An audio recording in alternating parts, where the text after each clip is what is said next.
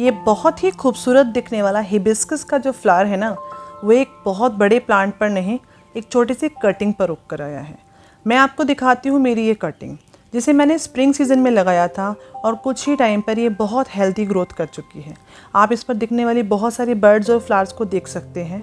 तो आज इस वीडियो में मैं आपको यही बताने वाली हूँ कि आप गुड़हल की कटिंग या हिबिस्कस की कटिंग कैसे लगाएं जो वो कभी फेल ना हो और बहुत हेल्दी और बहुत फास्ट ग्रोथ करे, ताकि कुछ टाइम में आपके पास भी एक नया प्लांट तैयार हो जाए। तो चलिए शुरू करते हैं। हेलो फ्रेंड्स, मेरा नाम है शिवानी और मेरे चैनल प्लांट्स माय पीस में आप सबका स्वागत है। सबसे पहले रिक्वायरमेंट जो किसी भी कटिंग को लगाने की है वो है एक हेल्दी मदर प्लांट। आपका मदर प्लांट इतना हेल्दी होना चाहिए, उस पर कोई डिजीज़ नहीं होने चाहिए, मिली बग्स नहीं होने चाहिए। अगर आप मेरे इस प्लांट को नोटिस करें तो आपको इसमें बहुत सारी बर्ड्स दिखेंगी। ये बर्ड्स इस बात का प्रूफ है कि मेरा प्लांट हेल्दी है और उसमें कोई भी प्रॉब्लम नहीं है। मैं अपने हिबिस्कस के प्लांट की केयर कैसे करती हूँ, मैंने उसके लिए एक पर्टिकुलर वीडियो बनाई है। अगर आप उस वीडियो को देखना चाहते हैं और अपने हिबिस्कस प्लांट की केयर वैसे ही करना चाहते हैं तो मैं लिंक डिस्क्रिप्शन में ज़रूर दे दूँगी।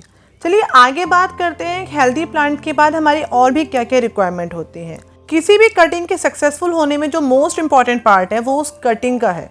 आप एक हेल्दी प्लांट से कटिंग तो ले लेंगे, बट देखना ही है कि आपने कटिंग ली कैसे है। मैं यहाँ पर बहुत सी पतली पतली स्टेम्स आपको दिखा रही हूँ। कुछ लोग उन पतली स्टेम्स को ही काट कर प्रोपोगेट करने की कोशिश करते हैं, पर कटिंग का जो राइट साइज है ना, वो है एक पेंसिल थिकनेस की कटिंग। आप ये देखिए, एक पेंसिल थिकनेस की कटिंग है। अगर आप इस कटिंग को लगाते हैं तो वो इजीली प्रोपोगेट होने वाली है। दूसरा मैं आपको बताना चाहती हूँ, कटिंग काटने से या आपके प्लांट की प्रूनिंग करने से आपको नुकसान नहीं बल्कि फ़ायदा होता है। अगर आप नोटिस करें तो इस प्लांट से मैंने अपने प्लांट को कट किया है और उसके बाद मेरा प्लांट डबल ग्रोथ से बढ़ रहा है। उस पर अच्छी अच्छी बर्ड्स आ रही हैं और वहाँ जहाँ एक ब्रांच कटी थी ना, वहाँ से 2 ब्रांचेस निकल के आ चुकी हैं। मैं अपने इस प्लांट से 2-3 बार कटिंग ले चुकी हूँ।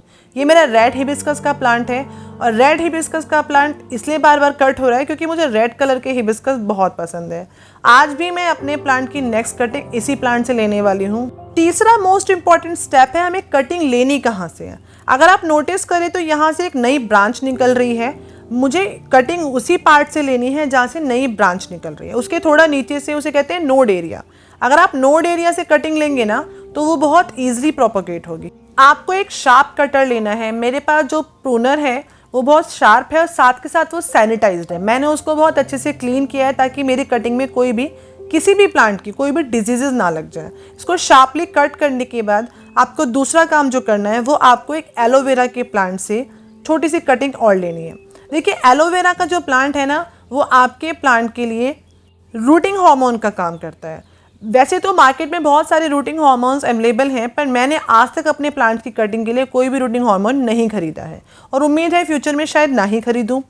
फिलहाल के लिए मैं एलोवेरा के प्लांट से ही काम चलाने वाली हूँ। अगर आप नोटिस करें तो मैंने अपनी कटिंग के सारे लीव्स हटा दिए हैं।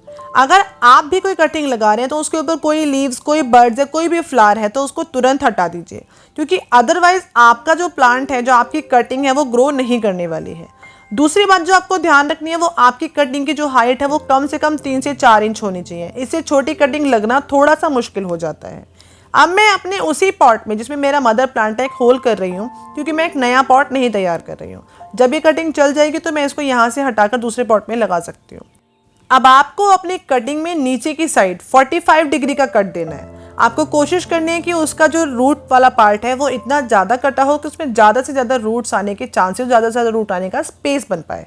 अब जो मैंने एलोवेरा की स्टेम ली थी ना, मैं अपने हिबिस्कस की स्टेम को उसमें अच्छे से डिप करने वाली हूँ। मैं कोशिश करने वाली हूँ कि कम से कम 2 इंच तक के पार्ट में वो रूटिंग हार्मोन, वो एलोवेरा का जो जेल है, वो बहुत अच्छे से लग जाए। मुझे इस पार्ट को मिट्टी में नीचे दबाना है। कम से कम 2 इंच का जो पार्ट है या 2 से 3 नोड्स का जो पोर्शन है वो मिट्टी में दब जाना चाहिए। अब ये कटिंग तलक के तैयार हो चुकी है, बट इसको चाहिए मॉइस्चर। इसको ग्रो करने के लिए या फास्ट ग्रो के लिए मॉइस्चर बहुत ज़रूरी है। मैंने एक प्लास्टिक का कंटेनर लिया है जिसको मैंने अपनी स्टैम पर ढक दिया है। इसके बाद इस कटिंग का मॉइस्चर उड़ने नहीं वाला है, इस कटिंग के आसपास ही रहेगा और उसको एक मॉइस्चर वाला यानी एक रेनी सीजन वाला एटमॉस्फेयर मिलता रहेगा। अगर आप नोटिस करें तो मेरी एक और कटिंग यहाँ तैयार है। मैंने एक पॉट के अंदर कुछ कटिंग्स लगाई हुई हैं जिसे मैंने पन्नी से कवर किया हुआ है। आप ये वाला तरीका भी अपना सकते हैं हिबिस्कस की कटिंग के लिए। यहाँ पर मैंने रोज़ और नाग चंपा के प्लांट्स की कटिंग लगाई हुई है, जो मेरे हिसाब से अभी तक हेल्दी ग्रोथ कर रही है, क्योंकि ये स्टेम लगाए हुए मुझे कुछ दिन हो गए हैं और ये अभी तक ग्रीन है, ये ब्राउन नहीं हुई है, डाई बैक नहीं हुई है। मैं इन्हें निकाल कर अभी इसलिए नहीं देख रही हूँ कि अगर रूट्स बननी शुरू हो गई होंगी तो मैं उन्हें डिस्टर्ब नहीं करूँगी। एक और इम्पॉर्टेंट पार्ट है, अगर आपने एक बार कटिंग को लगा दिया है तो प्लीज़ उसे बार बार निकाल कर बिल्कुल मत देखिए, आपकी कटिंग बिल्कुल ग्रो नहीं हो पाएगी।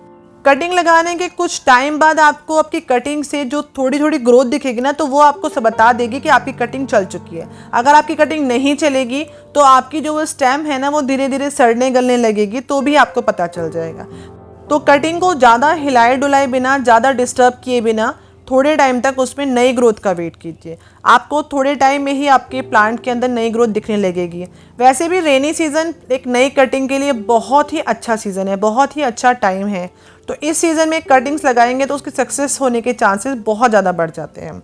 आप इस तरीके को यूज़ करके आपके देसी वाले गुड़हल की या आपकी हाइब्रिड वाले गुड़हल की किसी की भी कटिंग लगा सकते हैं। अभी जाइए और अपने गार्डन में जितने भी बहुत खूबसूरत प्लांट्स हैं ना, उन सब की कटिंग लाकर लगानी शुरू कर दीजिए। आपके नए नए प्लांट्स तैयार हो जाएंगे और आपका गार्डन भरना शुरू हो जाएगा। आई होप मेरी दी हुई इन्फॉर्मेशन आपको पसंद आई होगी और आप तुरंत ही अपने नए प्लांट्स की कटिंग लगाने वाले हैं।